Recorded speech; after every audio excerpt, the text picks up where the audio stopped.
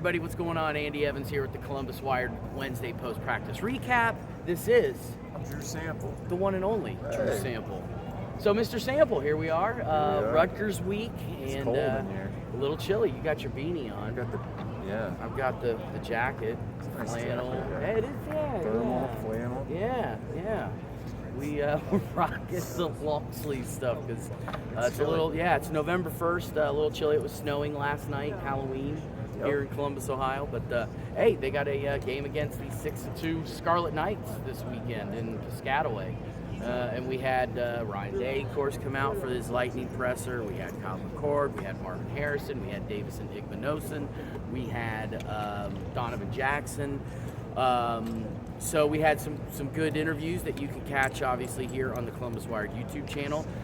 Let's start with Ryan Day.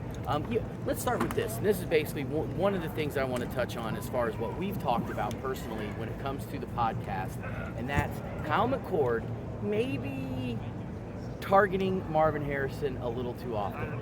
I have been a huge opponent of him targeting Marvin Harrison as much. I talk to other people that say, throw it to him every single play. Every single play, let's pass to Marvin. I think. And my thing is that's overkill. But Ryan Day was asked, Kyle McCord was asked, and of course Marvin was asked. You asked Marvin. And I did ask Marvin. Yes, I did. Brian basically said, hey, look, here's the thing. He danced around it. He didn't say, no, I want to see Kyle throw the ball, like spread it out. I want to see Kyle spread it out. No, I want to see Kyle go to Marvin every single play. He basically was just like, hey, look, it depends on, what the defense is doing and this and that. He gave his own political answer, which you can obviously see here. Kyle basically kind of gave a political answer as well. Marvin basically was like, no, I don't think that I can be targeted, too many times. And of course, that was one thing Ryan Day said, is like, you ask the receiver and they're going to say, no.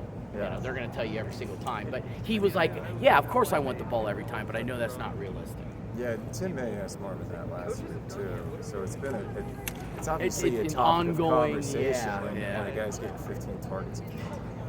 I would like to see spread the ball around more personally, I think. But I mean, if you can't stop it, and it's not just I'm going to throw to Marvin every play and three guys covering him. Yeah, right. I think if there's definitely design plays to get Marvin different looks to the defense, whether it's slant routes, going up the middle, or just kind of spreading him around the field. But I'd like to see us, obviously throwing the ball around more. But I think, I don't know. I mean, we'll see what happens. I guess Marvin Harrison, I did hear him say he's looking forward to a certain guy covering him that plays for Rutgers. That's supposedly pretty good. Yes, I didn't catch the name, but I'm going to go out on a limb and say Desmond Igbinosun. Oh, is it Davison's? Which is Davison's brother. Oh. Yes. So, and talked a little bit to Davison Igbinosun tonight just about the fact that he's a New Jersey guy. Yeah. And he actually committed to Rutgers for like 4 months, he said, his sophomore year, but then Ole Miss came knocking on the door and was like, hey, why don't you come down and play football for us? And he was like, Rutgers and Big Ten or Ole Miss and SEC. And then the guy that recruited him left Ole Miss after last season.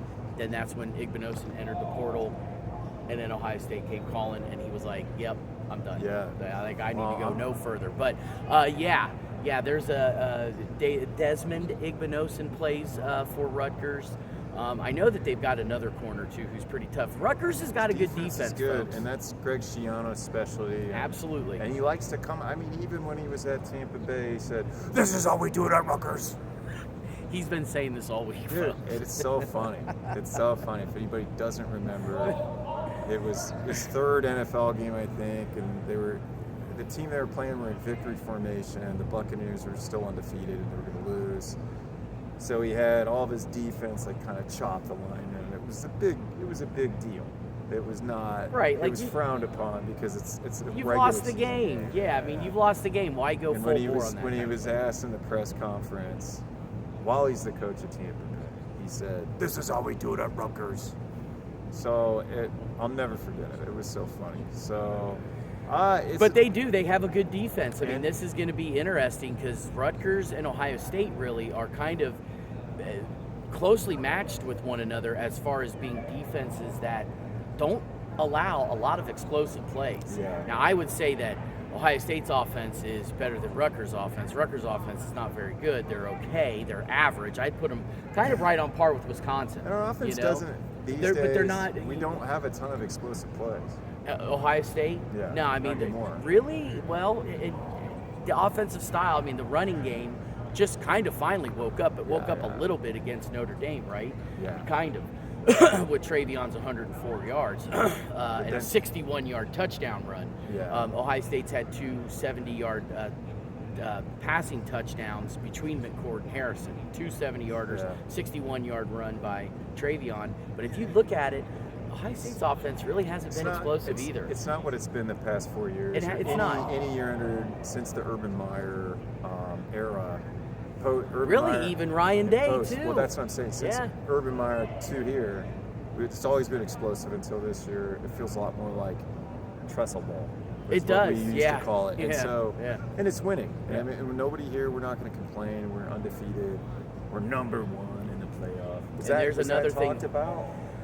I'll be honest with you. If it was asked to Ryan Day or any other player, I did not hear it. Tuned it out. I must have tuned it out. Say. Right. We don't care about that stuff. Right. Yeah. And Ryan Day he's whenever he's always asked, what do you think about ranked this? What do you think? I don't care. I don't care. Doesn't matter till the very end of the year when it comes to the playoff. That's the only time a ranking matters to Ryan Day. Just keep winning, and I think that's absolutely the philosophy to keep. Yeah. We didn't have a ton of guys come out. I didn't hear many guys. I heard a little bit from... I think I pretty much named them off. I think the only guy maybe I'm forgetting that came out that I did not mention was Cody Simon. Yeah. Now, but you let's hype up offensive linemen because offensive linemen have been kind of dogged a little bit this year. I really enjoyed you sat and listened to Donovan Jackson. Old Donnie Jackson, the left guard. Yeah. I really like Donovan Jackson. He came out, had a really good attitude, just like kind of was glowing and happy, and he typically is. He's typically that way. They were asking him about like what did you think about the run game on Saturday? And he said, I like this. He said what felt best about the Wisconsin game was knowing that Ohio State, like Wisconsin prides themselves in being a physical team on both sides of the ball. Knowing that Ohio State kind of was beat Wisconsin. Was more physical of a football team, and that's what he said. He did say that, and then he also said they asked him about Chip Trainum getting some big blocks. I did hear that, and he said, I get fired up whenever I see a running back go out there and put his shoulder down. He's like, Chip Trainum's a big guy. He's got a big body. He knows how to use it. Yeah. And so I think I feel like the offense is starting to come together. I mean, it's still not the offense that.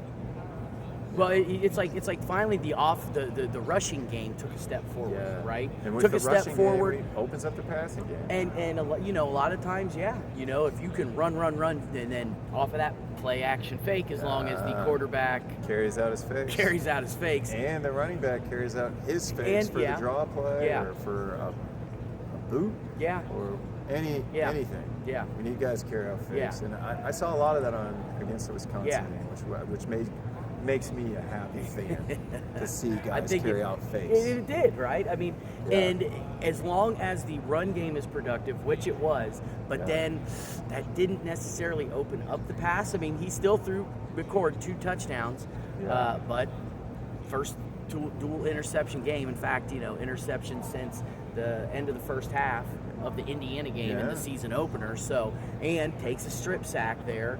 Early in the game. All 3 turnovers were based on McCord. Honestly, I'm sure he was asked that tonight, but I did not. I was over at another table. I think I was over with Harrison when McCord sat down, and by the time I got over only we do have three cameras, but only 2 of us at 3 tables at a time. Sometimes. At any rate, if he was asked that, I did not hear by the time I got over. So I'm sure I'll go back and listen to that at some point, but.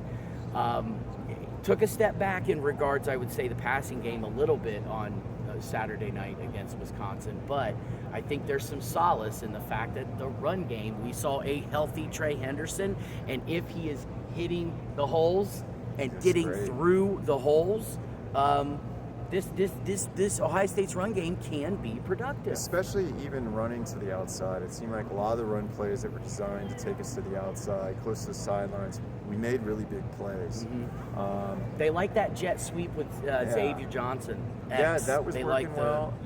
And I know Jackson was asked about that. He didn't really have much of an answer though. He was just kind of like, oh yeah, X is a a good athlete and whatever. But yeah, I think though we're still struggling to run up the middle, so it'd be nice to see us have like a nice, hey, we can run up the middle and run down a team's throat. Right now we're kind of running around it. Yeah. But we're winning games. Hey, as long as you can put together 100-yard games and keep that W by the team on your schedule, then you're doing all right. So predictions, anything change? I don't even remember what I predicted. I can't remember either. So we're gonna do it now. Do it now. We're new fresh. New fresh. I'm gonna say 28-10 Buckeyes. 28-3. Yeah, I don't see the Buckeyes giving up a touchdown to Rutgers shitty offense. I think that the spread right now is around 17.